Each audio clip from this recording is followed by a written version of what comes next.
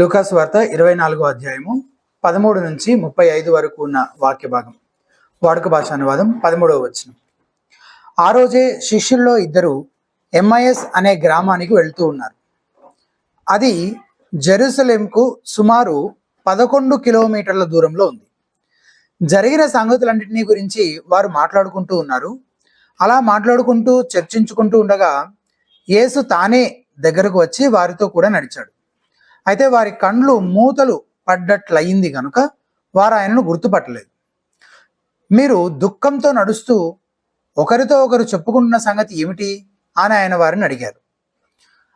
వారిలో క్లెయోపా అనే ఒకడు ఆయనతో, జెరూసలేంలో కాపురమున్న కొత్త వ్యక్తి మీరు ఒక్కరేనా? ఈ రోజుల్లో అక్కడ జరిగిన సంగతులు మీకు తెలియదా అన్నాడు. ఆయన ఏమి సంగతులని వారితో అన్నాడు.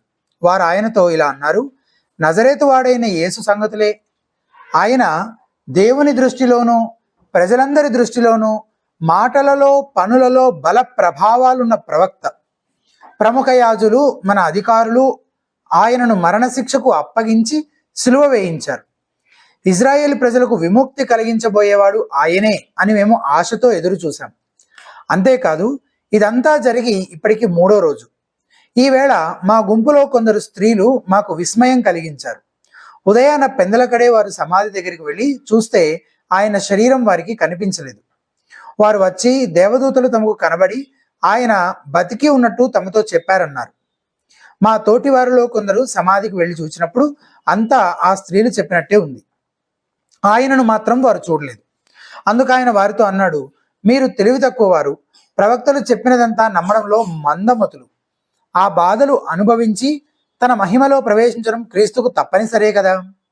అప్పుడు మోషే ప్రవక్తలందరూ వ్రాసిన వాటితో మొదలుపెట్టి లేఖనాలన్నింటిలో తనను గురించిన విషయాలు ఆయన వారికి వివరించాడు. వారు వెళ్తున్న గ్రామం దగ్గరకు వచ్చినప్పుడు ఆయన ఇంకా ముందుకు వెళ్ళబోయాడు. అయితే వారు, సాయంకాలం కావచ్చింది, ప్రొద్దుకుంకుతూ ఉంది, మాతో ఉండిపోండి అంటూ ఆయనను బలవంతం చేశారు. అందుచేత వారితో ఉండడానికి లోపలికి వెళ్ళాడు. వారితో కూడా ఆయన భోజనానికి కూర్చున్నప్పుడు రొట్టె తీసుకొని దాన్ని దీవించి విరిచి వారికి అందించాడు. వెంటనే వారి కన్నులు తెరుచుకున్నాయి. వారు ఆయనను గుర్తుపట్టారు. అయితే ఆయన వారికి కనబడకుండా అంతర్ధానమయ్యాడు. అప్పుడు తోవలో ఆయన మనతో మాట్లాడుతూ లేఖనాలు తేటపరుస్తూ ఉంటే మన గుండెలు దహించుకుపోతున్నట్టు అనిపించలేదా అని ఒకరితో ఒకరు చెప్పుకున్నారు. ఆ గడియలోనే వారు లేచి జెరూసలేం తిరిగి వెళ్ళారు. అక్కడ వారికి కనిపించినది ఏమంటే, ఆ 11 మంది శిష్యులు వారితో ఉన్నవారు గుమికూడి, ప్రభువు వాస్తవంగా లేచాడు, సీమోనుకు కనబడ్డాడు అని చెప్పుకుంటున్నారు.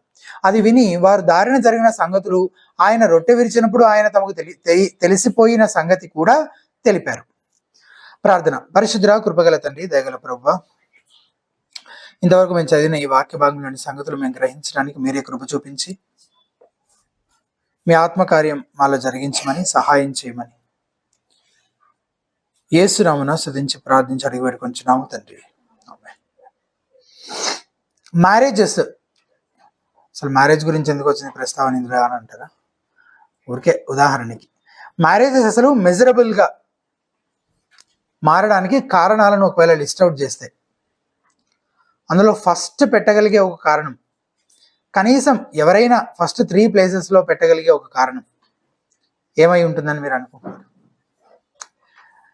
Entering marriage with wrong expectations. Wrong expectations తోటి మ్యారేజ్లోకి ఎంటర్ అయితే అడుగడుగున ఏముంటాయి? అన్ని డిసప్పాయింట్మెంట్సే ఉంటాయి ఇంకా మ్యారేజ్లో కదా. వాళ్ళు ఏవో అనుకున్నారు, ఏదో కోరుకున్నారు, ఏదో ఆశపడ్డారు, ఇంకేవో అంచనాలు వేసుకున్నారు, ఏవేవో కలలు కన్నారు, కానీ అవన్నీ సరిగ్గా లేవన్నమాట. అంటే వాస్తవానికి సత్యానికి చాలా దూరంగా ఉండడం వల్ల, భిన్నంగా ఉండడం వల్ల తీరా అవేవి జరగనప్పుడు, నెరవేరినప్పుడు ఏమవుతుంటుంది? వాళ్ళు నిరాశకి గురవుతూ ఉంటారు, డిసప్పాయింట్మెంట్స్కి గురవుతూ ఉంటారు. దేవుని విషయంలో కూడా అంతే. రాంగ్ ఎక్స్పెక్టేషన్స్ ఉంటే దేవుడి గురించి కూడా డిసప్పాయింట్ అయ్యే అవకాశం ఉంటుంది కదా. దేవుడు అసలు నేను అనుకున్నట్టుగా చేయట్లేదేంటి, నాకు కావలసిన విధంగా ఆయన ప్రవర్తించట్లేదేంటి, నేను అడిగింది, నేను ఆశించింది, నేను అంచనా వేసిన విధంగా, ఊహించిన విధంగా జరిగించట్లేదేంటి అని రాంగ్ ఎక్స్పెక్టేషన్స్ ఉంటే దేవుడి గురించి కూడా డిసప్పాయింట్ అయ్యే అవకాశము ఉంటుంది. దాని అర్థం దేవునిలో, ఆయన చేసే దానిలో ఏదో తక్కువైందని కాదు, కానీ దేవుడు నేను గ్రహించగలిగిన దానికంటే ఎన్నో రెట్లు ఎక్కువ మహిమ గలవాడు, పరిపూర్ణుడు, పర్ఫెక్ట్. కానీ మన పరిమిత అవగాహనను బట్టి ఆయన మనల్ని నిరాశకు గురి చేశాడని మనకు అనిపిస్తూ ఉంటుంది అంతే. దేవుడు ఫలానా విషయంలో ఇలా చేస్తాడు అని మనం అనుకుంటాం, కానీ ఆయన అలా చేయడు. మనం దేవుని వాక్యంలో ఏవో వాగ్దానాలను ఎత్తిపెట్టి ప్రార్థన చేస్తూ ఉంటాం. ఒకవేళ మనకు సంబంధం లేని ఏదైనా వాగ్దానాన్ని పట్టుకొని అది మనకే అనుకొని మనం దాన్ని ఎత్తిపెట్టి ప్రార్థన చేసినంత మాత్రం దేవుడు దాని ప్రకారమే మన జీవితంలో కార్యం చేస్తాడని మనం ఆశించవచ్చా? ఇప్పుడు అబ్రహాముకు దేవుడు వాగ్దానం చేశాడు.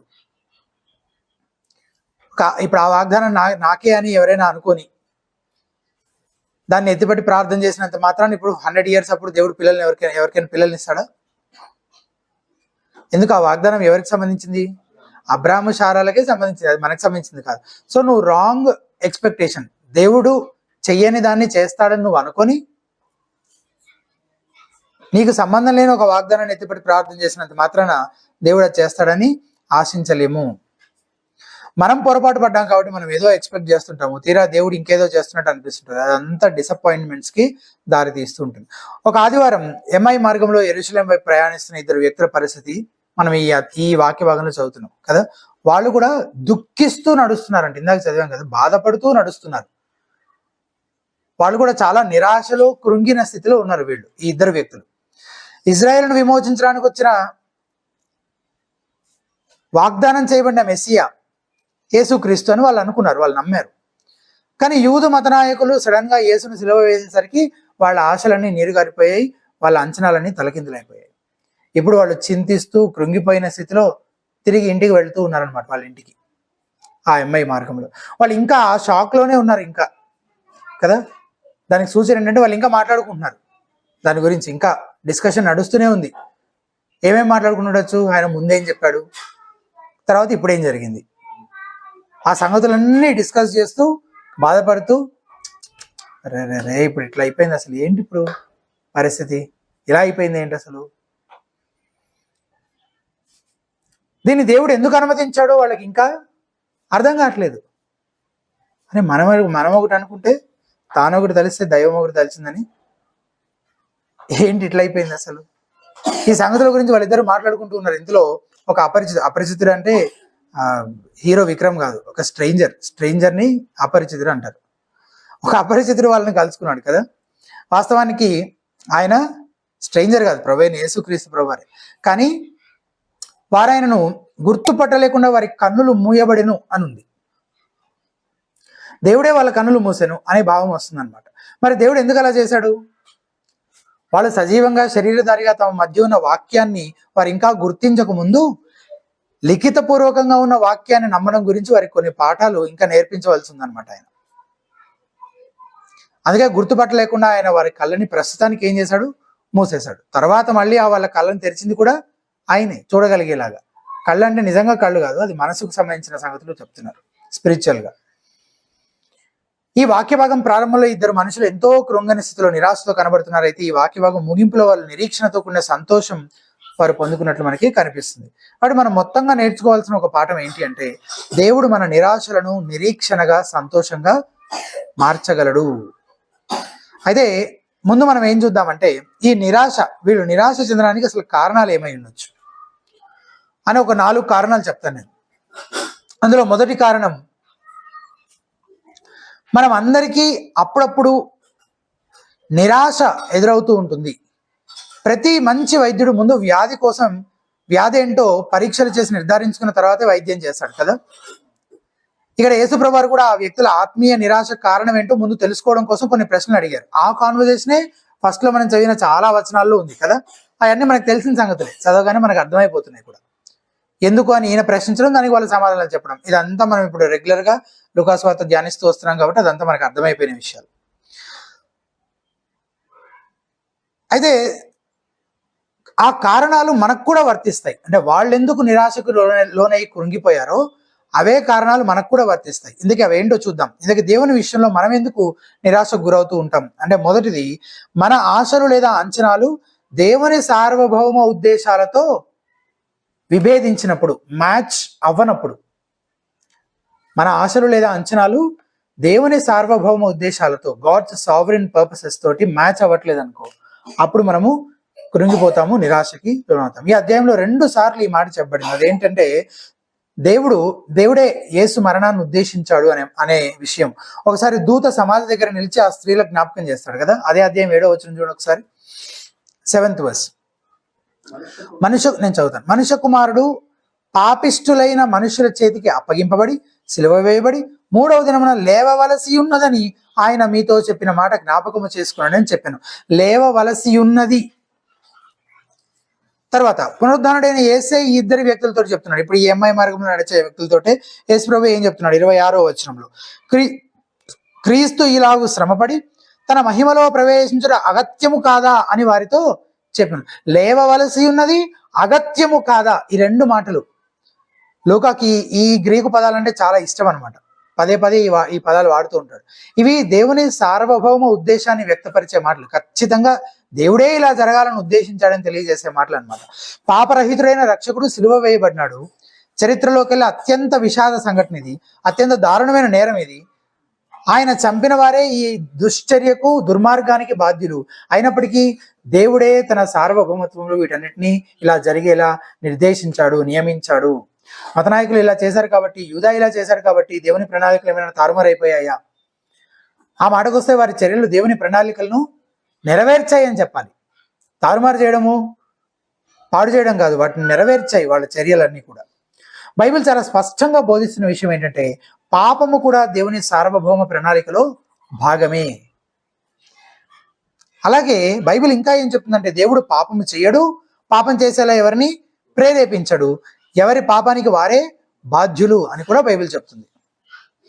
కానీ అత్యంత ఘోరమైన పాపమే అంటే ఈ సిలువకు సంబంధించిన ఈ విషయమే దేవుని సార్వభౌమ ప్రణాళికలో భాగం అన్నప్పుడు మనం అర్థం చేసుకోవాల్సింది ఏంటంటే ఇక ఏ పాపమైనా ఆయన సార్వభౌమ ఉద్దేశాలను చెడగొట్టలేదు కదా. ఈ సత్యం మనం విషాదంలో, దుఃఖంలో, కృంగిన సమయాల్లో మనకి ఎంతో ఆదరణను, ఓదార్పును కలిగించే విషయం. కొంతమంది పాస్టర్లు ఇలా చెప్తుంటారు, కొన్ని భయంకరమైన సంఘటనలు జరిగినప్పుడు, ఉదాహరణకు కొంతమంది చిన్నపిల్లలను కొందరు వ్యక్తులు హతమార్చినప్పుడు, చంపేసినప్పుడు బాధపడుతున్న ఆ పిల్లల తల్లిదండ్రులు ఓదార్చడానికి ఇది దేవుని ఉద్దేశాలకు వ్యతిరేకం అని చెప్తుంటారు. ఇలా జరగడాన్ని దేవుడు ఉద్దేశించలేదు, దేవుడికి దీనికి అసలు ఏ సంబంధం లేదు, ఇదంతా కేవలం వీళ్ళది మాత్రమే, దేవునికి ఆయన ఉద్దేశాలకి, ఆయన ప్రణాళికలకి, ఆయన ఆలోచనలకి ఈ సంఘటనకి అసలు ఏ సంబంధం లేదు అని దేవుని వెనకేసుకొచ్చి దేవుని మంచివాడిగా ఆయన తరపున డిఫెండ్ చేసే ప్రయత్నం చేస్తుంటారు. మంచి ఉద్దేశంతోనే చేస్తారు. కానీ అలా చెప్తే తలెత్తే ఒక సమస్య ఏంటంటే ఒకవేళ దేవుని ప్రణాళికలకు, ఉద్దేశాలకు వేరుగా ఏదైనా జరిగే అవకాశం ఉందంటే అప్పుడు దేవుడు సార్వభౌముడు కాదనే కదా అర్థం. ఆయన అనుమతించనిదే, ఆయన నియమించనిదే ఏదైనా జరుగుతుందంటే, ఆయనకు వేరుగా, ఆయన ఉద్దేశాలు, ప్రణాళికలకు వేరుగా ఏదైనా జరుగుతుందంటే అప్పుడు ఆయన సార్వభౌముడు కాదనే కదా అర్థము. ఒకవేళ దేవుడు సార్వభౌముడు కాకపోతే అప్పుడు దేవుడే కాదు. అప్పుడు మనం ఆయన నమ్ముకోవడం కూడా ఒట్టి మూర్ఖత్వమే అవుతుంది అనమాట, అలాంటి ఒక వ్యక్తిని మనం నమ్ముకోవడం. కానీ దేవుడి గురించి బైబిల్ చాలా స్పష్టంగా చెప్తున్న విషయం ఎఫెసీయులకు రాసిన పత్రిక 1వ అధ్యాయం 12వ వచనం తీసి చూస్తారా? ఎఫెసీయులకు రాసిన పత్రిక 1వ అధ్యాయం 12వ వచనం, చాలా అద్భుతమైన మాటలు. ఎఫెసీయులకు రాసిన పత్రిక 1వ అధ్యాయం 12వ వచనం సగం నుంచి చదువుతున్నాను నేను, 2వ భాగము. ఆయన తన చిత్తానుసారముగా చేసిన నిర్ణయము చొప్పున సమస్త కార్యములను జరిగించుచున్నాడు. దేవుని సార్వభౌమత్వాన్ని, ముఖ్యంగా ఈ సృష్టిని నియంత్రించే విషయంలో ఆయన సార్వభౌమత్వాన్ని తెలియజేసే ఒక అద్భుతమైన వచనం ఇది కదా. సమస్త కార్యాలని ఆయనే జరిగిస్తున్నట్ట. ఎలా జరిగిస్తున్నట్ట? తన చిత్తానుసారముగా చేసిన నిర్ణయము చొప్పున. ఇవన్నీ తెలిసినప్పటికీ, ఏవన్నీ ఇప్పుడు దాకా మనం ధ్యానించిన ఈ సంగతులన్నీ మనకు తెలిసినప్పటికీ, మనం ప్రార్థించినది, మనం ఆశించినది జరగకపోతే మనం ఏమవుతాం? నిరాశకు లోనవుతుంటాము, కృంగిపోతుంటాం కదా, డిసప్పాయింట్ అవుతుంటాం. ఈ ఇద్దరు వ్యక్తులు అనుకున్నారు మెస్సియా వచ్చి ఇజ్రాయెల్ను విడిపిస్తాడు అనుకున్నారు. నిజమే, వారు పొలిటికల్ రిడెంప్షన్ నే ఆశించారు, ఎక్స్పెక్ట్ చేశారు.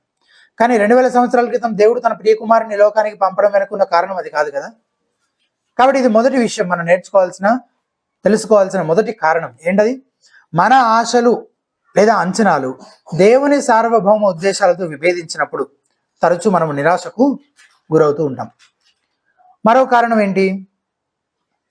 దేవుడే యేసును గురించిన సత్యం మనం చూడలేని విధంగా మన కళ్ళు మూసేస్తాడు.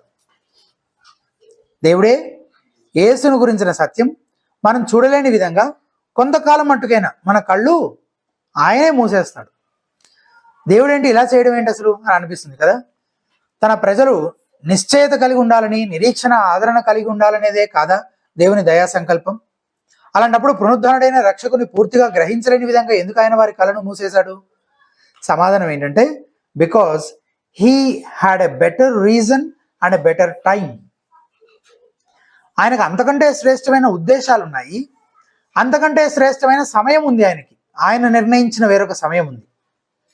శిష్యుల విషయంలో కూడా ఇదే జరిగినట్టు మనం చూస్తాం. ఒకసారి లూకాసు వార్త, ఇదే లూకాసు వార్త 9వ అధ్యాయము 44వ వచనం సగం నుంచి చూడండి.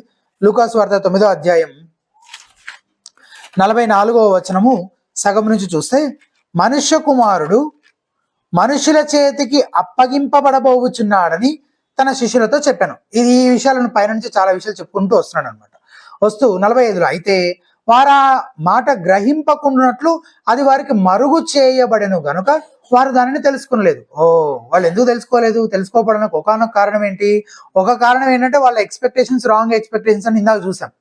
కానీ ఇప్పుడు మనం చూడబోతున్న కారణం ఏంటి?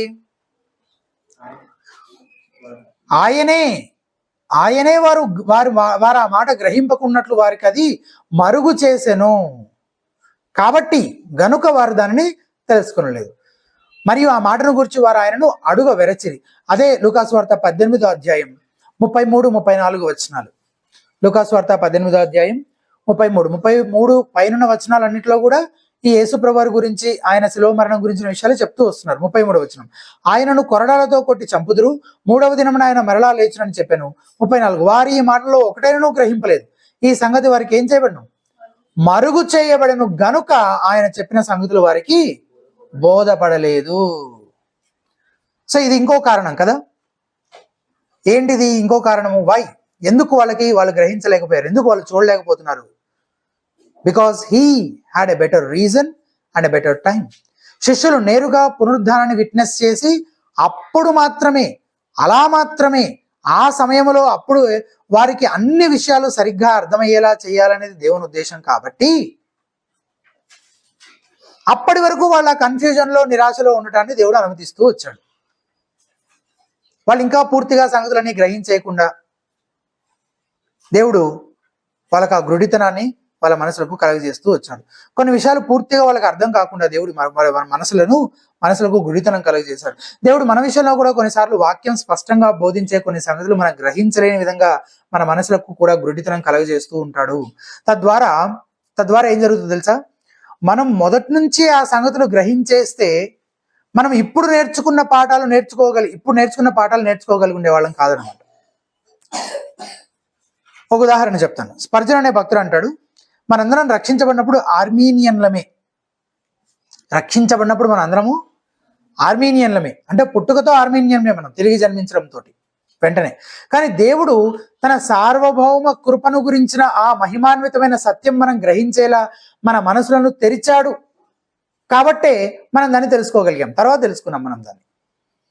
ఈ మాట ఆయన తన సొంత అనుభవం నుంచే నేర్చుకున్నాడు అనమాట. ఒక యవనస్తుడైన విశ్వాసిగా స్పర్జన్ ఒకసారి ఇలాగే ఒక చర్చ్ సర్వీస్లో కూర్చొని ప్రసంగంపై దృష్టి పెట్టకుండా, సరిగ్గా వినకుండా ఏదో ఆలోచిస్తూ ఉన్నట్టుండి అతని మనసులో ఒక ప్రశ్న మెదిలింది. ఇంతకీ అసలు నువ్వు క్రైస్తవుడు ఎలా అయ్యావు? How did you become a Christian? దాని అతను చెప్పుకున్న సమాధానం ఏంటంటే, నేను ప్రభువును కావాలనుకున్నాను, ఆయన నమ్ముకున్నాను, ఆయన అంగీకరించాను, కాబట్టి నేను క్రైస్తవుని ఆయన తనకు తాను జవాబు చెప్పుకున్నాడు. అందులో మరో ప్రశ్న వచ్చింది. కానీ ఆయన మీద అప్పటి వరకు లేని నమ్మకం అప్పుడు ఎలా కలిగింది? అప్పటి వరకు లేని ఇష్టం అప్పుడెలా వచ్చింది? అప్పటి వరకు లేని ఆసక్తి అప్పుడెలా వచ్చింది? అంటే నేను నమ్మకం ఉంచేలా, ఇష్టపడేలా నా మనసును ఏదో ప్రభావితం చేసింది. అలా ప్రభావితం చేయగలిగేది ఇంకెవరు? దేవుడు మాత్రమే. అంటే దేవుడు మొదట నాలో కార్యం చేశాడు గనుకనే నేను ఆ విధంగా సువార్తకు స్పందించగలిగానన్నమాట. అంటే నా విశ్వాసానికి కర్త దేవుడే అని అతను రియలైజ్ అయ్యాడు అనమాట. అప్పటి వరకు అతను ఏమనుకుంటున్నాడు? నేను నమ్ముకున్నాను కాబట్టి, నేను మారు మనసు పొందాను కాబట్టి, నేను నా పాపాలు ఒప్పుకొని విడిచిపెట్టి దేవుని తట్టుకు తిరిగి ఆయన యందు విశ్వాసం ఉంచాను కాబట్టి అని అనుకుంటూ ఉన్నాడు. కానీ ఈ నేను స్పందించే కంటే ముందు ఈ నేనుని వేరొకరు ప్రభావితం చేశారు. ఆ వేరొకరు, ఆ దేవుని శక్తి, ఆ దేవుని వాక్యం ఆయనలో కార్యం చేసింది కాబట్టే ఇతను అలా స్పందించగలిగాడన్న సంగతిని అతను తర్వాత తెలుసుకున్నాడు. తర్వాత ఎప్పుడు అతను రక్షించబడిన కొంతకాలానికి. అప్పటి వరకు నేనే అనుకున్నాడు కాబట్టి అతను అర్మీనియన్ గా ఉన్నాడని చెప్తున్నాం అనమాట. ఇదే అనుభవం నా విషయంలో కూడా జరిగింది. స్పర్జన్ విషయంలో ఎంత టైం పట్టిందో నాకు తెలియదు, కానీ నేను కన్వర్ట్ అయిన 5 సంవత్సరాల తర్వాత, ఆఫ్టర్ 5 years, ఒక సంఘము కారణంగా బైబిల్ క్రమంగా శ్రద్ధగా చదవడం నేర్చుకోవడం మొదలుపెట్టాను అనమాట. నేను అప్పుడు నాకు ఈ సత్యం అర్థమైంది. అప్పటి వరకు నేను కూడా ఒక ఆర్మీనియన్ గానే ఉన్నాను ఫర్ 5 years. 5 సంవత్సరాల తర్వాత దేవుడు తన సార్వభౌమ కృపను గురించిన ఈ మహిమాన్వితమైన సత్యాలను నేను గ్రహించినట్టు నా మనసును తెరిచాడు. మరి అప్పటి వరకు ఎందుకు మూసేసి ఉంచాడు? Because he has a better reason and a better time. ఒకవేళ నేను ముందు నుండే ఈ సత్యాలను అర్థం చేసుకుని ఉంటే, ఈ మాట వినండి, ఒకవేళ నేను ముందు నుంచే ఈ సత్యాలను అర్థం చేసేసుకుని ఉంటే, ఒకటి, అర్థం చేసుకోవాల్సిన విధంగా అర్థం చేసుకోగలిగి ఉండేవాడిని కాదేమో. 2, ఆయన సమయంలో గ్రహించినప్పుడు ఆ సత్యాలు నా జీవితంపై ఎటువంటి ప్రభావాన్ని చూపించాయో ముందే గ్రహించుంటే అంత లోతైన ప్రభావం నా జీవితంపై చూపించుండేవి కాదేమో. నేను చాలా కాలం అలాంటి వేరొక నమ్మకంలో ఉండి తర్వాత అది పగలగొట్టబడినప్పుడు నా జీవితం పైన, నా నమ్మకాల పైన ఎలాంటి ముద్ర వేశాయో, అది ఒకవేళ నేను ముందు నుంచే వినుంటే అలాంటి లోతైన అనుభవం నాకు ఉండుండేది కాదేమో. కాబట్టి మనం ఏమో చెప్తాం, he has a better reason. ఖచ్చితంగా దేవుడు కొన్ని సత్యాలను కొంతకాలం వరకు, అన్నీ ఎప్పటికీ అని చెప్పట్లేదు నేను, కొన్ని సత్యాలను కొంతకాలం వరకు మనము గ్రహింపలేని విధంగా మన మనసులను గుడితనాన్ని కలగజేస్తున్నాడు అంటే he has a better reason. ఆయనకు ఒక శ్రేష్టమైన కారణం, ఉద్దేశం ఉండి ఉండాలి. అది ఆయన సమయంలో ఆయన చేస్తాడు. ఆ సమయం అంటూ ఒకటి ఆయన నిర్ణయించాడు. ఇది 2వ కారణం. మనం దేవుని విషయంలో నిరాశ చెందడానికి దేవుడే మనం మరింత లోతైన ప్రభావవంతమైన పాఠాలు నేర్పించడం కోసం మన మనసులకు గుడితనాన్ని కలగజేస్తుంటాడు అనేది 2వ కారణం. ఇక 3వది, మనం మూర్ఖంగా లేఖనాలలో కొన్ని సంగతులపైనే దృష్టి పెట్టి మిగిలిన వాటిని నిర్లక్ష్యం చేస్తుంటాం. అది ఇంకొక కారణం. 26వ వచనం చూడండి. క్రీస్తు ఇలాగూ శ్రమపడి తన మహిమలో ప్రవేశించుట అగత్యము కాదా అని వారితో చెప్పి. శిష్యుల దృష్టి ఎంతసేపు దేనిపైన ఉంది? క్రీస్తు ఇలాగూ శ్రమపడి తన మహిమలో ప్రవేశించుట, ఆ మహిమ, ఆ రాజ్య మహిమ, దానిపైన ఉంది వాళ్ళ దృష్టి. కానీ ఆయన శ్రమ పడాల్సి ఉంది అని చెప్పబడిన లేఖన భాగాలు పూర్తిగా ఏం చేశారు? నిర్లక్ష్యం చేశారు. మనం ఆయనతో కూడా ఆ మహిమతో ఉండడం ఎంత గొప్ప విషయం, ఆయనతో కూడా పరిపాలన చేయడం అని దాని గురించే ఆలోచించారు. కానీ తన ప్రజల పాపముల నిమిత్తం మెస్సియా వచ్చి శ్రమపడి చనిపోయి వాటికి ప్రాయశ్చిత్తం చేస్తాడని దాని గురించి ముందుగానే ప్రవచనాత్మకంగా చెప్పబడిన లేఖనాలను పూర్తిగా వాళ్ళు ఏం చేశారు? నిర్లక్ష్యం చేశారు. 25 నుంచి 27 వరకు ఉన్న వచనాల్లో 25, 27 వచనాల్లో కామన్ గా ఉన్న 2 మాటలు ఉన్నాయి. ఏంటో చూసి చెప్పండి. 25వ వచనం, అందుకు ఆయన, అవివేకులారా, ప్రవక్తలు చెప్పిన మాటలన్నిటినీ నమ్మని మందమతులారా. 27వ వచనం, మోషేయు సమస్త ప్రవక్తలను మొదలుకొని కొన్ని లేఖనములన్నిటిలో తను గూర్చిన వచనముల భావం వారికి తెలిపాను. ఈ 2 వచనాల్లో కామన్ గా ఉన్న 2 పదాలు ఏంటి? ఒకటి ప్రవక్తలు, 2వది అన్నిటిలో. ఆ మాట ప్రాముఖ్యం. మాటలన్నిటినీ, లేఖనములన్నిటిలో, ఆల్ స్క్రిప్చర్. కాబట్టి వాళ్ళ పొరపాటు ఏంటంటే, వాళ్ళు నిరాశ చెందడానికి 3వ కారణంగా మనం చూస్తుంది ఏంటంటే, దేవుని వాక్యములో కొన్నింటిపైనే వాళ్ళు దృష్టి పెట్టారు, మిగిలిన వాటిని వాళ్ళు నిర్లక్ష్యం చేశారు. దేవుని విషయమై మనం నిరాశ చెందడానికి కూడా చాలాసార్లు ఇదే కారణం. దేవుడు తన పిల్లలకు అనుగ్రహిస్తానని వాగ్దానం చేసిన వాటిలో మంచి విషయాలు, మనకు మంచిగా అనిపించే విషయాలు, అవంటే మనకు మహా ఇష్టం. కానీ అన్ని వాగ్దానాలు అలాంటివేనా? అలాగే ఉంటాయా? కాదు. తిమోతికి రాసిన 2వ పత్రిక 3:12 తీయక్కర్లేదు, వినండి. తిమోతికి రాసిన 2వ పత్రిక 3:12 వచనం, క్రీస్తు యేసునందు సద్భక్తితో బ్రతుకను ఉద్దేశించిన వారు అందరూ హింస పొందుదురు. దేవా, ఎంత గొప్ప వాగ్దానం నీవు ఇచ్చావు, మాకు హింసలు కలుగజేయి ప్రభువా అని ప్రార్థన చేసాం మనం ఎప్పుడైనా? అట్లా చేయం కదా. ఈ వాగ్దానాన్ని ఎత్తిపట్టి ఎప్పుడు ప్రార్థించాం మనం. హెబ్రీ 12:6 ఈ మాటలు ఉన్నాయి. ప్రభు తాను ప్రేమించు వారిని శిక్షించి తాను స్వీకరించు ప్రతి కుమారుని దండించును అని కుమారులతో సంభాషించినట్లు మీతో సంభాషించు ఆయన హెచ్చరికను మరచితిరి. దేవా, మేము నీ పిల్లలం, ఎక్కడైనా పొరపాటు చేస్తే మమ్మల్ని దండించు, మమ్మల్ని శిక్షించు, మమ్మల్ని క్రమశిక్షణ చెయ్యి, మాకు బుద్ధి వచ్చేలాగా చెయ్యి, మమ్మల్ని మరలా తిరిగి దారిలో పెట్టు అని అట్లా ఎప్పుడైనా ప్రార్థించా మనం? అదే అధ్యాయం 8వ వచనంలో, కుమారులైన వారందరూ శిక్షలో పాలు పొందుచున్నారు, మీరు పొందని ఎడల దుర్బీజులే గాని కుమారులు కారట.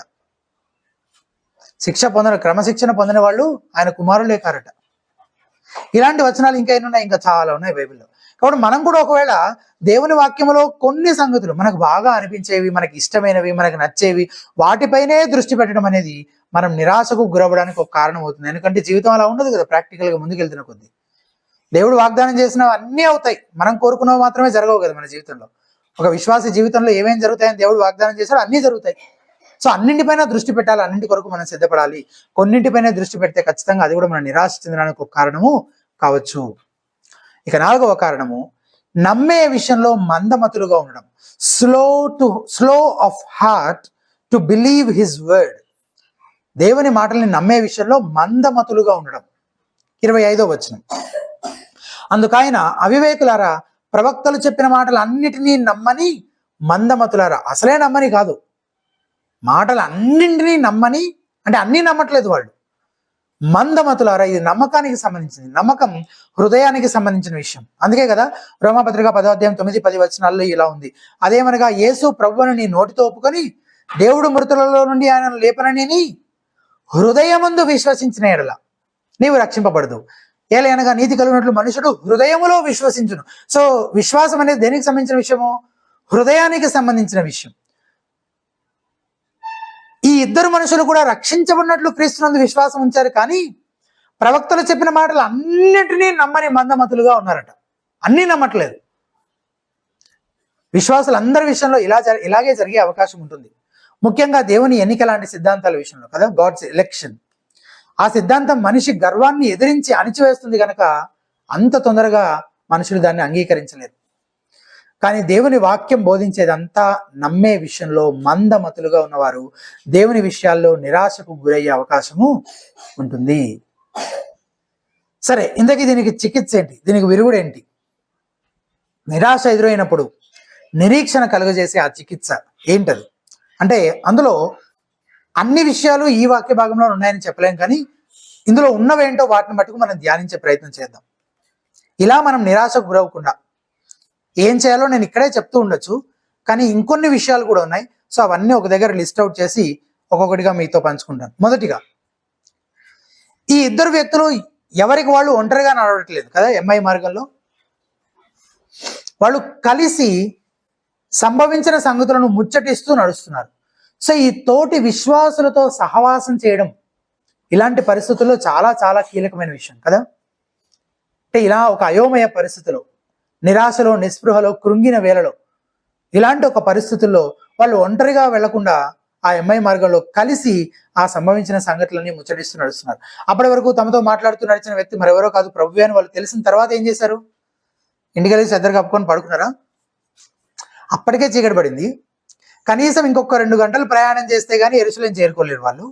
అయినా వాళ్ళు ఏం చేశారు చూడండి, 33 నుంచి వచనాలు. ఆ గడియలోనే వాళ్ళు లేచి, అరే మన మధ్యలో ఇప్పటి వరకు ఉన్నది ప్రభువే అని వాళ్ళు గుర్తించిన మరుక్షణం ఆయన అదృశ్యం అయిపోయాడు. వాళ్ళు ఏం చేశారు? ఆ గడియలోనే లేచి యెరూషలేమునకు తిరిగి వెళ్ళగా 11 శిష్యులను వారితో కూడా ఉన్నవారును కూడి వచ్చి, ప్రభువు నిజముగా లేచి సీమోను కనబడని చెప్పుకొని చుండ్రి. అక్కడ పరిస్థితి. అప్పుడు వీళ్ళు వారిది విని, ఈ వెళ్ళిన ఇద్దరు ఆ మాటలు విని, త్రోవలో జరిగిన సంగతులను ఆయన రొట్టె విరుచుట వలన తమకు ఎలాగో తెలియబడినో అదియూ తెలియజేసిరి. ఇవన్నీ పోయి మళ్ళీ వాళ్ళకి చెప్తున్నారు, అక్కడ యెరూషలేములో ఉన్న వాళ్ళకి చెప్తున్నారు అనమాట. వెంటనే లేచి యెరూషలేం వెళ్ళి శిష్యులతో తమకు సంభవించింది అంతా పంచుకుంటూ ఉన్నారు. వాళ్ళు ఆశ్చర్యపోయే విధంగా ప్రభు అక్కడ ఉన్న వారందరికీ ప్రత్యక్షమయ్యాడు. అప్పుడే 36వ వచనం కంటిన్యూషన్. వారు ఇలాగూ మాట్లాడుచుండగా ఆయన వారి మధ్యలో నిలిచి, మీకు సమాధానం అవు కాకని వారితో చెప్పని. అసలు ఎట్లా ఉంటది కదా ఎక్స్పీరియన్స్. అప్పటి వరకు మాతో మాట్లాడాయన అదృశ్యమయ్యాడు అని వీళ్ళ స్టోరీ ఎండ్ అయి ఉంటుంది, ఆయన ప్రత్యక్షమై ఉంటాడు వాళ్ళ మధ్యలో. మళ్ళీ ఆయనను చూసే భాగ్యం కలిగింది ఇద్దరు వ్యక్తులకి. ఆ రాత్రి తోమా లేడు, మిస్ అయిపోయాడు. కానీ మళ్ళీ మరుసటి ఆదివారం ప్రభు దర్శనం మళ్ళీ అయింది. దాని గురించి యోహాన్ రాస్తాడనమాట 20వ అధ్యాయంలో. విషయం ఏంటంటే, శిష్యులు కూడి వచ్చినప్పుడు ప్రభు వారికి ప్రత్యక్షం అవుతున్నట్టుగా మనకు అనిపిస్తుంది ఇక్కడ కదా. వాళ్ళు దేవుని సంగతుల గురించి మాట్లాడుకోవడానికి కూడి వచ్చినప్పుడు ప్రభువు ప్రత్యక్షమై వాళ్ళతో సహవాసం చేయడానికి ఇష్టపడుతున్నట్టుగా చూస్తున్నాం. నిజమే, పేతురును మళ్ళీ రిస్టోర్ చేయడం కోసం అతనికి ఒకసారి ఒంటరిగా ఉన్నప్పుడు కూడా ప్రత్యక్షమయ్యాడు. అలాగని ఉంది ఈ మాటలు, ఈ వచనాలు. కానీ ఆయన తోమాకు అట్లా కనిపించలేదు. మళ్ళీ తోమా ఇతర శిష్యులను కలుసుకున్నప్పుడే ప్రభు అతనికి లేదా వాళ్ళందరికీ ప్రత్యక్షమయ్యాడు. మనం చాలాసార్లు చాలా ఇండివిజువలిస్టిక్ గా ఉంటాం. మనం చిన్న సంఘం కాబట్టి మన దగ్గర ఈ సమస్య ఉండకపోవచ్చు, కానీ సాధారణంగా చాలా సంవత్సరాలుగా ఒకే స్థానిక సంఘానికి వెళుతూ ఉంటారు. కానీ అసలు వాళ్ళ పక్కనే కూర్చున్న వాళ్ళ గురించి కూడా వాళ్ళకి ఏం పూర్తిగా తెలియదు. వాళ్ళు అసలు ఇల్లు ఎక్కడ, ఏ ఊరు, ఏ ఉద్యోగాలు చేస్తుంటారు, వాళ్ళకి పిల్లలు ఎంతమంది, ఈ సంగతులు ఏవి తెలియవు అనమాట. అసలు మనం మన జీవితాల్లో చాలా పెద్ద పెద్ద నిర్ణయాలు చేసేస్తూ ఉంటాం. ఉదాహరణకు, ఇప్పుడు వెళ్తున్న స్థానిక సంఘం మానేసి వేరే దగ్గరికి వెళ్ళడం, అసలు ఊరు, రాష్ట్రము, కొన్నిసార్లు దేశాలే దాటి వెళ్ళిపోయే లాంటి, ట్రాన్స్ఫర్ అయిపోయో లేదంటే షిఫ్ట్ అయిపోయో లాంటి నిర్ణయాలు, ఇలాంటి విషయాలు ఏవో ఎన్నో అసలు తోటి విశ్వాసాలకి ఎప్పటికో కానీ తెలియవు అనమాట. వాళ్ళ సలహాలు అడగరు, వాళ్ళ ప్రార్థనా సహాయం తీసుకోరు, తోటి వారి వాళ్ళతోటి అసలు విషయాలు పంచుకోరు. చాలా మంది విశ్వాసులు తమ తోటి విశ్వాసుల వల్ల గాయపడి ఉంటారు. కాబట్టి వాళ్ళు ఏం చేస్తారంటే, యూజువల్గా అయితే మాట్లాడడం మానేస్తారు, లేకపోతే వేరే చర్చికి వెళ్తారు. మళ్ళీ మేము గొప్ప భక్తి చేస్తున్నాం, ప్రభువునే వెంబడిస్తున్నాం, ఆయన చెప్పిన విధంగానే జీవిస్తున్నామని అనుకుంటారు, చెప్పుకుంటారు. ప్రభువును వెంబడించాలనుకునేవారు ఆయన ఉద్దేశించిన విధంగానే ఆయన వెంబడించాలి. తోటి విశ్వాసులతో సహవాసం చేయకుండా ఎవ్వరూ ఒంటరిగా ప్రభువును వెంబడించడము కుదరదు. నా మట్టుకు నేను వెళ్ళి, నా మట్టుకు నేను ఏదో పని చూసుకొని, నాది నేనే బ్రతుకుతాను, నేను ఒంటరిగానే ప్రభువును వెంబడిస్తానంటే అలాంటి క్రైస్తవ జీవితం గురించి అసలు బైబిల్ చెప్పట్లేదు, మాట్లాడట్లేదు. సంఘం ఆయన శరీరము, సంఘంలోని విశ్వాసులంతా ఆయన శరీరంలోని అవయవాలే. అవయవాలన్నీ ఒకదానికొకటి అతుకబడి కలిసి ఒకదానికి మరొకటి సహకరించుకుంటూ ఎలా పనిచేస్తాయో అలాగే సంఘంలోని విశ్వాసులందరూ కలిసి సహవాసములో ఒకరికొకరు సహకరించుకుంటూ పని చేస్తూ ముందుకు వెళ్ళాలి. కుడి చెయ్యి ఎడం చేతికి ఏదైనా గాయమైంది అనుకోండి, కుడి చెయ్యి ఈ ఎడం చేతి వల్లే ఇప్పుడు ఇంత బాధ కలిగింది, అసలు దాన్ని నరికేస్తే, దాని నుంచి నేను వేరైపోతే అప్పుడు ప్రశాంతంగా ఉంటుందని ఎడం చేతిని నరికేసిన, లేదా తానే రంభం కింద పడి వేరైపోయినా, నరుకబడి శరీరం ఏమవుతుంది, అవిటిదైపోతుంది కదా, కుంటుపడుతుంది. కానీ అసలు క్రీస్తు శరీరం అలా జరిగే అవకాశం ఉందా? అస్సలు. ఎందుకంటే క్రీస్తు శరీరములో నిజంగా ఉన్నది ఎవరంటే నిజంగా యథార్థంగా రక్షించబడిన విశ్వాసులే. వాళ్ళు ఎన్నటికీ అలా చేయరు.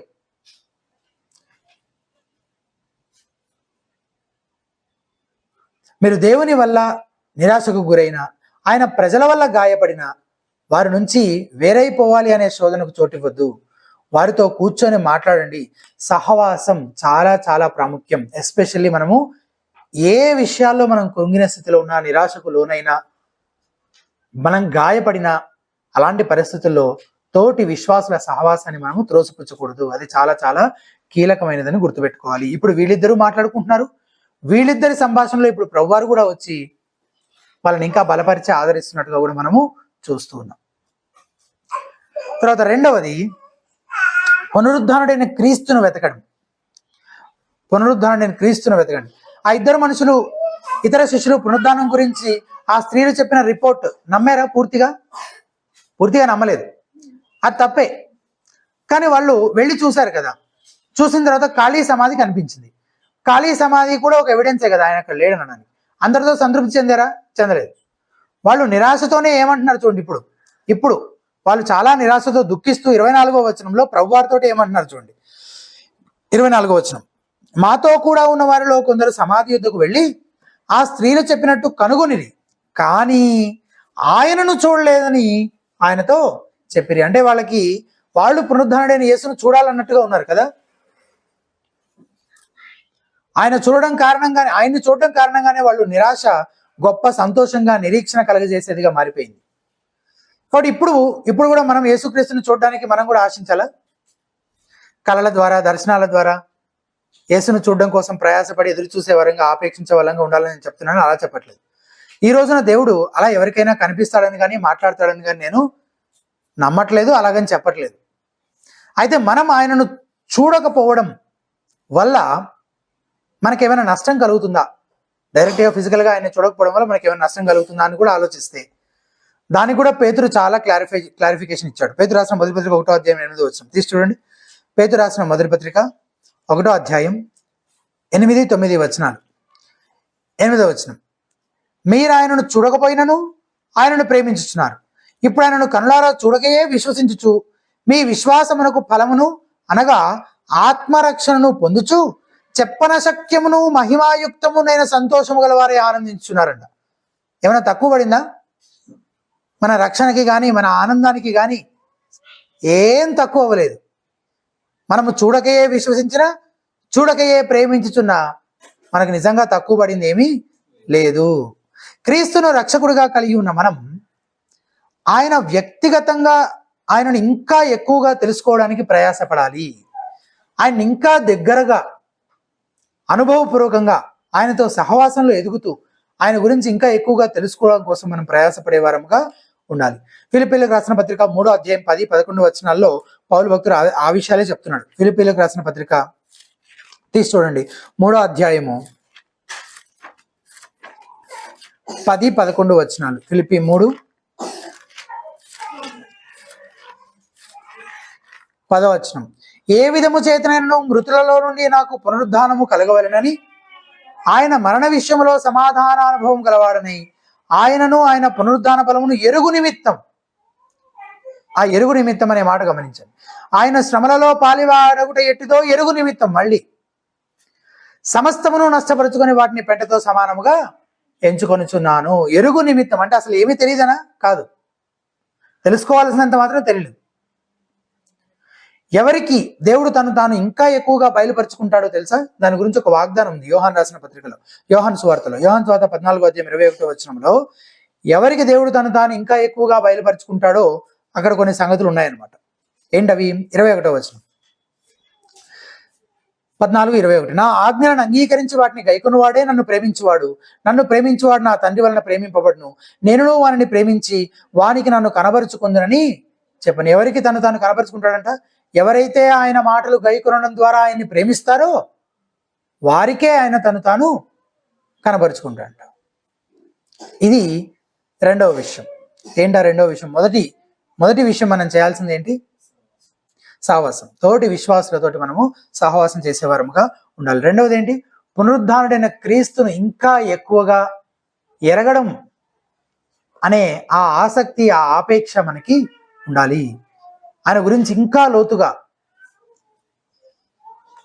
ఎంతవరకు అయితే బయలుపరచబడిందో పరిశుద్ధ గ్రంథంలో అంతవరకు మనం ఆయన తెలుసుకోవాలనే ఆ నిజమైన కోరిక మనలో ఉండాలి. ఇక మూడవది, సరే ఇంతకీ ఆయన్ని వెతకాలన్నా, తెలుసుకోవాలన్నా, ఎరగాలన్నా ఆయన ఎక్కడ ప్రత్యక్షపరచబడ్డాడు మనకి? దేని ద్వారా? లేఖనాల ద్వారా. అది మూడవ విషయం. ఆయన వాక్యంలోనే మనం ఆ పునరుద్ధరణ క్రీస్తుని వెతకాలి, ఎక్కడెక్కడో కాదు. యేసు తనను తాను వారికి చూపించుకోవడం కోసము వారిని ఎక్కడికి తీసుకెళ్ళాడు? లేఖనాల దగ్గరికి, పాత నిబంధన లేఖనాల దగ్గర తీసుకెళ్ళాడు. 27వ వచనం చూడండి, మోషేయు సమస్త ప్రవక్తలను మొదలుకొని లేఖనములన్నిటిలో తన్ను కూర్చిన వచనముల భావం వారికి తెలిపను. మోషే ప్రవక్తలు, మోషే ప్లస్ ప్రవక్తలు కలిపితే మొత్తం పాత నిబంధన. అంటే పాత నిబంధన లేఖనాలన్నీ తన గురించే తెలియజేస్తున్నాయని స్వయంగా యేసు ప్రభువారే బోధిస్తుంటే వినే భాగ్యం ఈ ఇద్దరికి దక్కింది. ఏ సెమినరీ చదువులైనా ఈ భాగ్యానికి సాటిరావు కదా. స్వయంగా ప్రభువే ఈ ఎక్స్పోజిషన్స్ అన్ని చేస్తూ వస్తున్నాడు వాళ్ళతో. మొత్తం బైబిల్ అంతా యేసుక్రీస్తు గురించే చెప్తుంది. ఆయన మన పాపముల కోసం మన పక్షంగా చేసిన ఆ ప్రాయశ్చిత్త అర్పణ గురించే, ఆ రెడెంప్టివ్ హిస్టరీని, ఆ రెడెంప్టివ్ ప్లాన్ గురించే మొత్తం బైబిల్ అంతా క్రీస్తు గురించే మాట్లాడుతుంది. బైబిల్ అంతటికి మెయిన్ థీమ్, సెంట్రల్ ఫిగర్ ఎవరు అని అంటే అది యేసుక్రీస్తే. మోషే మొదలుకొని, అంటే యేసు ప్రభువు ఎక్కడ మొదలు పెట్టుండొచ్చు? మోషేని దేన్ని ఉద్దేశించి అంటున్నారంటే ధర్మశాస్త్రాన్ని, మోషే రాసిన ధర్మశాస్త్రాన్ని ఉద్దేశించి, పంచఖండాలను ఉద్దేశించి మాట్లాడుతున్నారు. అంటే ఎక్కడ మొదలు పెట్టుండొచ్చు? ఆది కాండం దగ్గర మొదలు పెట్టుండొచ్చు కదా. ఆది కాండంలో ఆ మొదటి 3 అధ్యాయాల్లో ఉన్న సంగతులన్నిటి గురించి కూడా ఆయన ప్రస్తావించుండొచ్చు కదా. దేవుడే చేసిన ఆ మొదటి బలి గురించి కూడా ప్రస్తావించుండొచ్చు, అవునా? మొదటి అధ్యాయం 21వ వచనం ఆదికాండం నేను చదువుతున్నానండి. దేవుడైన యెహోవా ఆదామునకు అతని భార్యకును చర్మపు చొక్కాయలను చేయించి వారికి తొడిగించాను. ఎక్కడి నుంచి వచ్చాయి చర్మం? ఎక్కడి నుంచి వచ్చిన చొక్కాయలు చేయడానికి? బలి. అంటే దేవుడే ఆ మొదటి బలిని చేసి ఆ జంతువుల చర్మంతో చొక్కాయలను చేసి వాటిని ఆదాముకి అతని భార్యకు తొడిగించినట్టుగా మనం చూస్తున్నాం. ఆ బలి యేసుక్రీస్తు చేయబోయే ఆ ప్రాయశ్చిత్త బలిని సూచిస్తోంది. అది అక్కడి నుంచే కొనసాగుతున్నట్టు కూడా మనం చూస్తాం. నెక్స్ట్ చాప్టర్ లోనే కయ్యను ఏబేలు, అక్కడ మళ్ళీ మనకు బలి అర్పణ కనిపిస్తుంది. అంటే అది ఎక్కడి నుంచి ఎవరిని చూసి నేర్చుకుని ఉండాలి? తమ తల్లిదండ్రులను చూసి నేర్చుకుని ఉండాలి. తల్లిదండ్రులకు ఎవరు చెప్పు ఉండాలి? దేవుడే చెప్పు ఉండాలి. అలాగే అదే 3వ అధ్యాయం 15వ వచనంలో అంటే ఈ బలిని బట్టి యేసుప్రభువారు ఏం చెప్పుండొచ్చు? ఆ బలి యేసుక్రీస్తు చేయబోయే ఆ అంతిమ ప్రాయశ్చిత్త బలినే సూచిస్తోందన్న సంగతి యేసుప్రభువారు ఎక్స్ప్లెయిన్ చేసి ఉండాలి. 3వ అధ్యాయం 15వ వచనంలో శాపంలో భాగంగా చేయబడిన వాగ్దానం గురించి కూడా ప్రస్తావించుండొచ్చు కదా. 3వ అధ్యాయం 15వ వచనంలో ఏముంది? మరియు నీకును స్త్రీకిని నీ సంతానమునకు ఆమె సంతానమునకు వైరము కలగజేసినది నేను తల మీద కొట్టును, నీవు దానిని మడిమ మీద కొట్టుదు అని చెప్పాను. అది నిన్ను తల మీద కొట్టుననుంది. అది అన్న మాటకి ఫుట్ నోట్ లో ఏముంటుందనంటే ఆయన అని ఉంటుంది. అది మరెవరో కాదు, యేసుక్రీస్తే. యేసుక్రీస్తు నిన్ను తల మీద కొట్టును, నీవు ఆయనను, మళ్ళీ నీవు దానిని ఉంది అక్కడ. నీవు మనం ఎట్లా చదవాలి దాన్ని? మళ్ళీ నీవు ఆయనను మడిమ మీద కొట్టుదువు. ఇది యేసుక్రీస్తు ప్రభువారి శిలువలో జరిగిన సంగతులను గురించి ఉద్దేశించి చెప్పినటువంటి వాగ్దానం. సాతాను తలను శిలువలో ఆయన చితక కొట్టబోతూ ఉన్నాడు. మొట్టమొదటిసారిగా బైబిల్లో సువార్తగా ప్రకటించబడినటువంటి సందర్భం ఇదే. ప్రోటో యుయాంగెలియోన్ అంటారనమాట దీన్ని. అంటే మొట్టమొదటిసారిగా సువార్త ప్రకటించబడినటువంటి సందర్భం, వచనం. తర్వాత ఇస్సాకు తప్పించబడినట్లు పొదలో చిక్కుకున్న ఒక గొర్రె అబ్రహాముకు దొరికి ఏ విధంగా అతనికి బదులుగా అర్పించబడిందో దాని ఆధారం చేసుకొని పాపుల స్థానములో యేసు ఎలా ప్రాయశ్చిత్తం చేశాడో ఆ సంగతులన్నీ యేసు వివరించి ఉండొచ్చు కదా. ధర్మశాస్త్రంలో చెప్పబడిన పస్కా పండుగ గురించి, బలి అర్పణ వ్యవస్థ గురించి, వాటి నెరవేర్పుల గురించి ప్రస్తావించుండొచ్చు.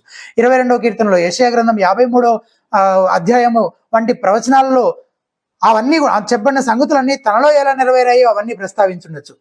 అసలు ఇవన్నీ ఇప్పుడు మోషే ప్రవక్తలు మొదలుకొని అన్నప్పుడు ఇవన్నీ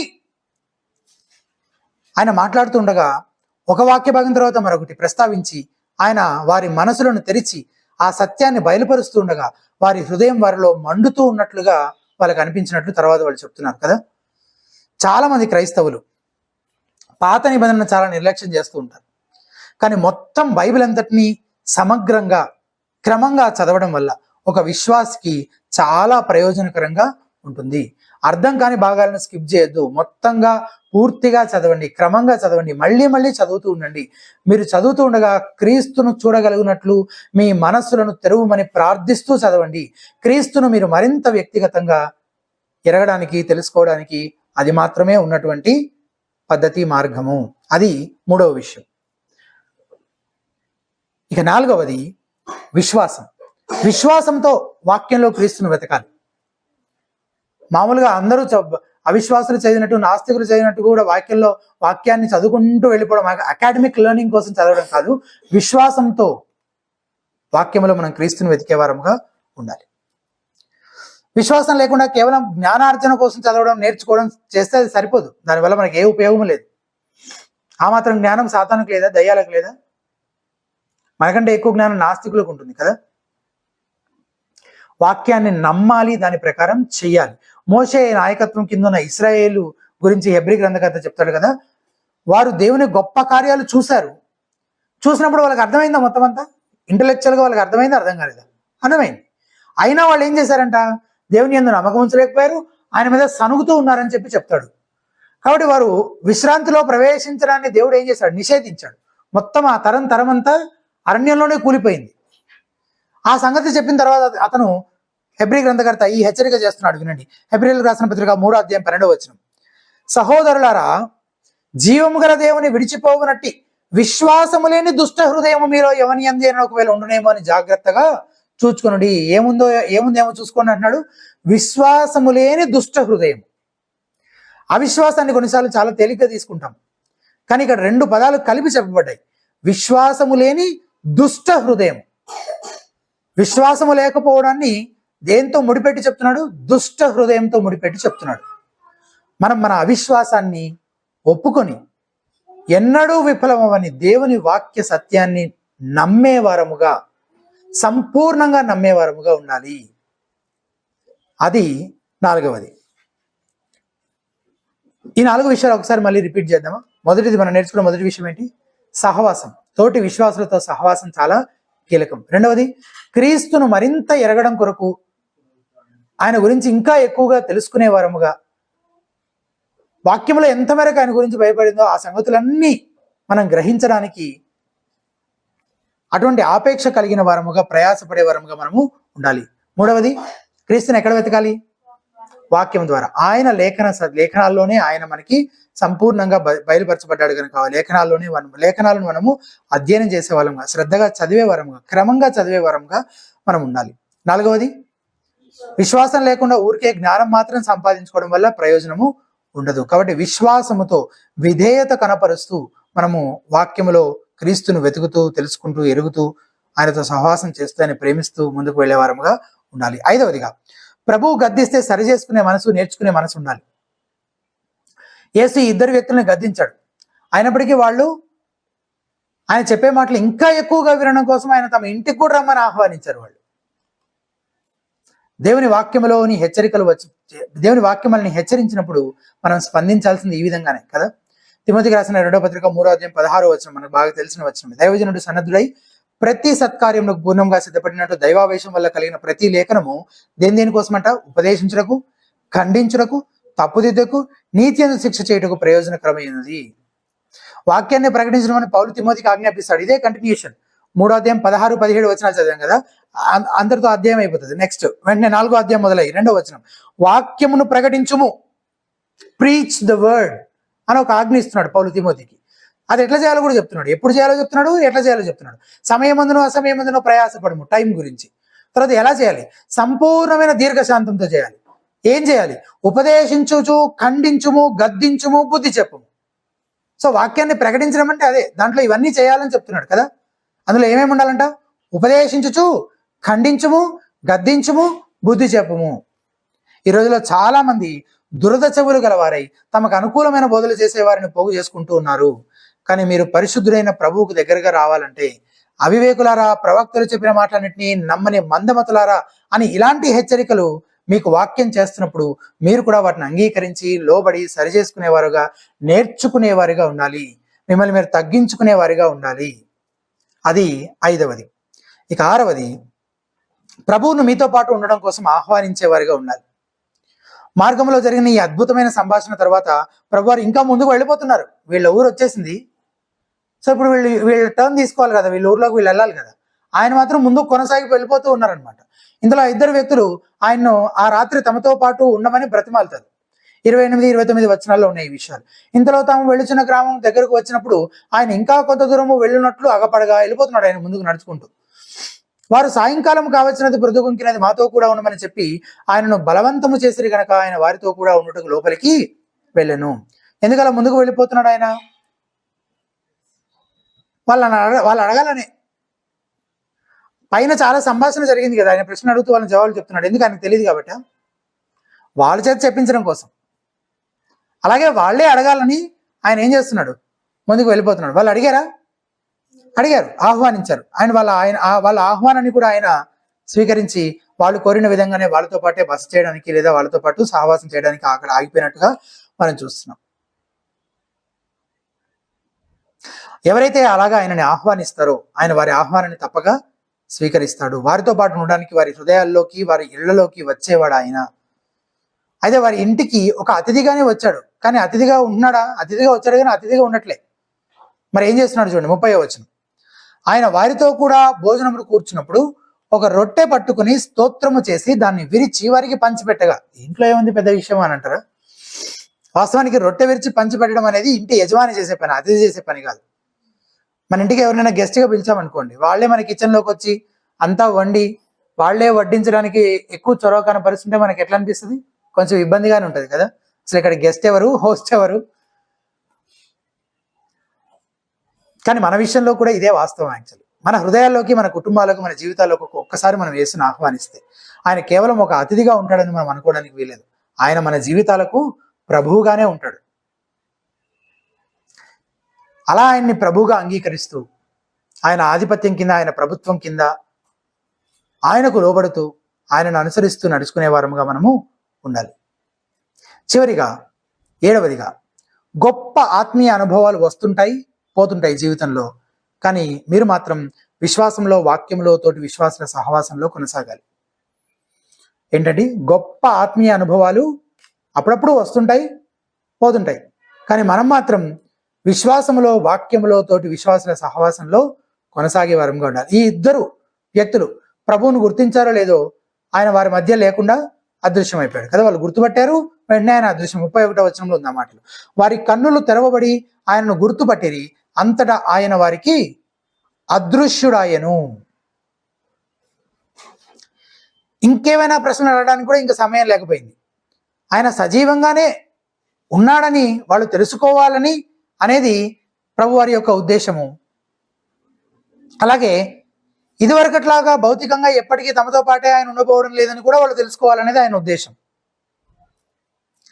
ఇప్పుడు ఆయన తండ్రి దగ్గరికి వెళ్ళి శాశ్వతంగా వారితో ఉండే ఆత్మను పంపించాల్సి ఉంది కదా. సో యేసు అదృశ్యమైన తర్వాత ఈ మనుషులు దుఃఖపడ్డారా, ఏడ్చుకుంటూ కూర్చున్నారా, నిరాశ చెందారా, లేదా ఇలాంటి మరొక ఆత్మీయ అనుభవం కోసం ప్రార్థిస్తూ ఉన్నారా? ఏమి చేయలేదు. అందుకు బదులు తాము కలిగిన విశ్వాసమే కలిగిన తోటి విశ్వాసులు కూడి ఉన్న చోటికి వెళ్ళిపోయారు, ప్రభు తమతో చెప్పిన సంగతులు పంచుకోవడానికి. తర్వాత ఏం జరిగింది?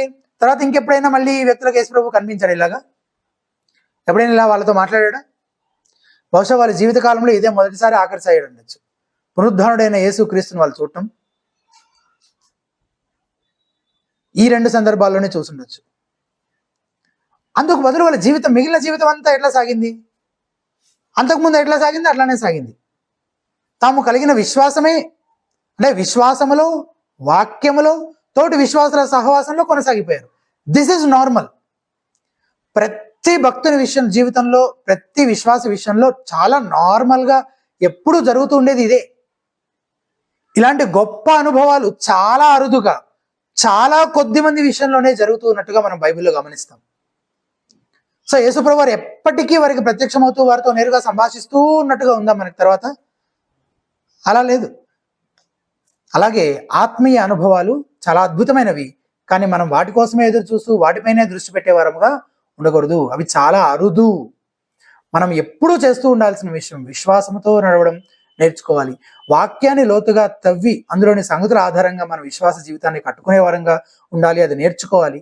దేవుని విషయాలలో ఒకరినొకరు కట్టుకోవడం కోసం మానక సంఘంగా కూడి రావడం, సహవసించడం మనము నేర్చుకోవాలి. ఇక చివరిగా ముగింపులో ఈ నిరాశ చెందిన వ్యక్తులు ఏమనుకున్నారు?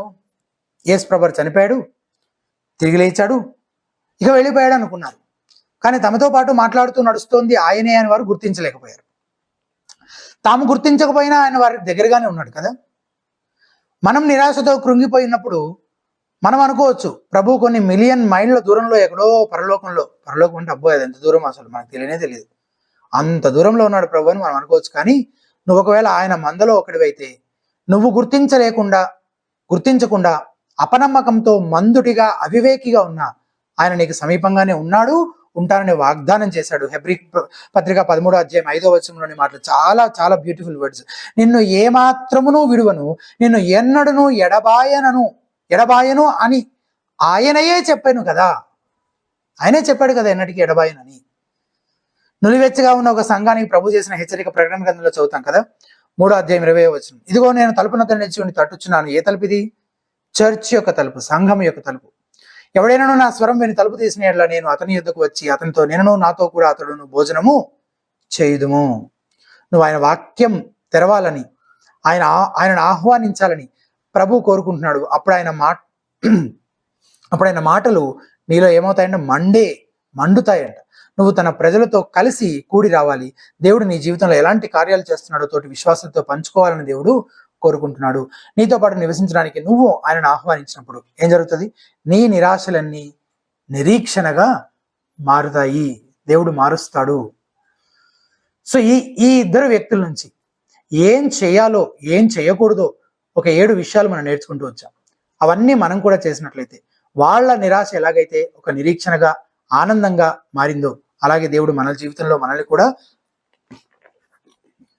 మన నిరాశలన్నింటినీ, మన కృంగుదలన్నింటినీ నిరీక్షణతో కూడిన, ఆనందంతో కూడిన విషయాలుగా దేవుడు మార్చగలడు. అటువంటి కృప దేవుడు మనందరికీ అనుగ్రహించిన కాక. ప్రార్థన చేసుకుందాం. ఇంతవరకు మనము ధ్యానించిన సంగతులన్నీ ఒకసారి తలపోసుకుందాం. మనం కూడా చాలాసార్లు నిరాశ చెందడానికి ఈ కారణాలే ఉండొచ్చు. దేవుని సార్వభౌమత్వాన్ని సంపూర్ణంగా మనము సరిగ్గా అర్థం చేసుకోకుండా మన ఆశలు, మన అంచనాలు ఒకవేళ ఆయన సార్వభౌమ ఉద్దేశాలతో మ్యాచ్ అవ్వకపోతే వెంటనే నిరాశ పడిపోయే వరంగా ఉంటూ ఉంటాం.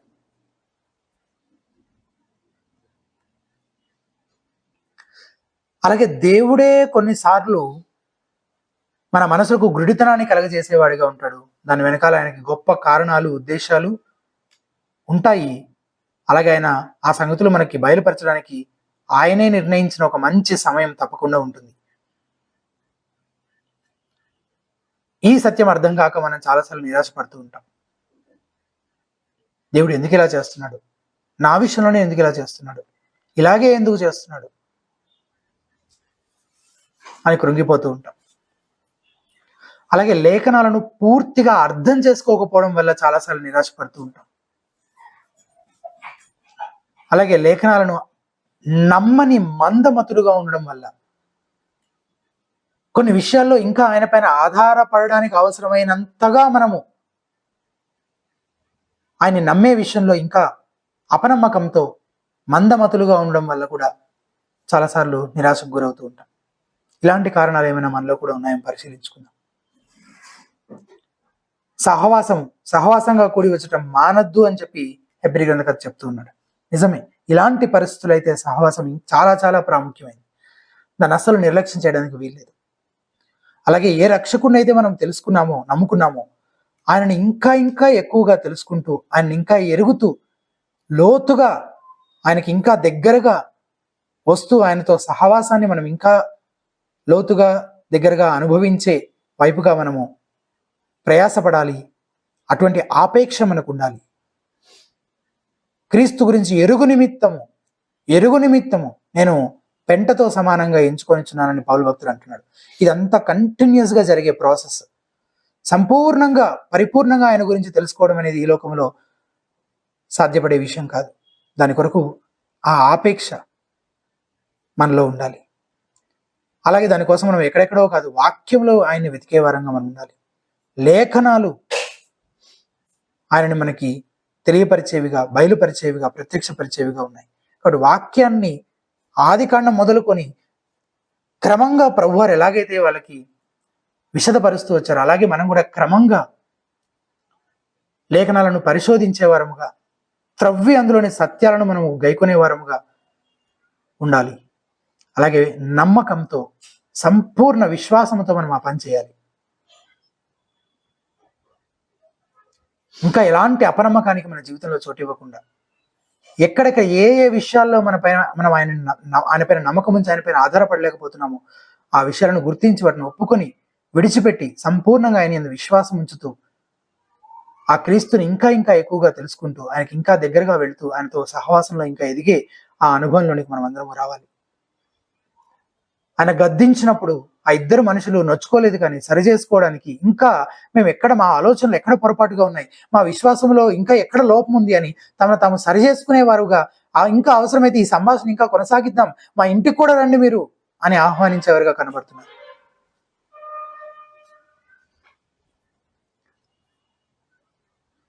అలా మనల్ని మనం తగ్గించుకొని దేవుని క్రమశిక్షణకి మనము అవకాశం ఇస్తూ సరిచేయబడే వారముగా, మలచబడే వారముగా, అలాంటి తగ్గింపు మనసు మనకు ఉండాలి.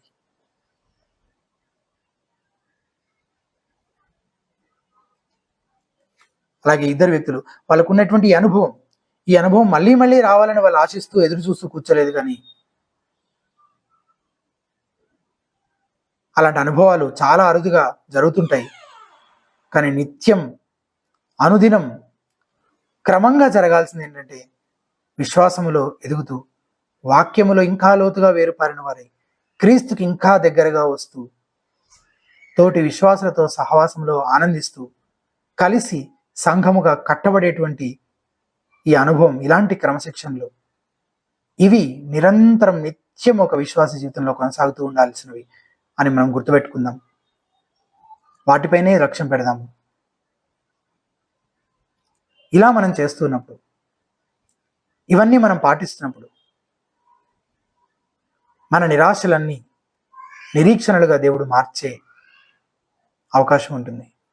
అలాంటి కృప దేవుడు మనందరికీ అనుగ్రహించి మనందరినీ దీవించలేగా ప్రార్థన చేసుకుందాం.